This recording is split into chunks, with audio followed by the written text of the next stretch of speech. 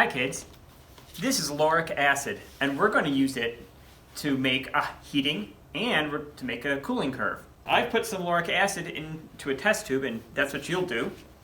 And then we take a thermometer, this is a thermometer, a digital thermometer, put this down into the lauric acid and then place the test tube of the lauric acid into a beaker of hot water and that will start to melt the lauric acid. We want to make sure that we keep stirring the lauric acid in the test tube as it melts, so we distribute the heat throughout the test tube evenly. After it melts and gets up above the melting point, we'll take it out and we'll put it into a beaker of some snow and some water in it. And we're going to cool that back down to make the cooling curve. Now you're going to measure the temperature every 30 seconds as it heats up and as it cools down. And then you'll plot that temperature over time to see the heating curve and the cooling curve.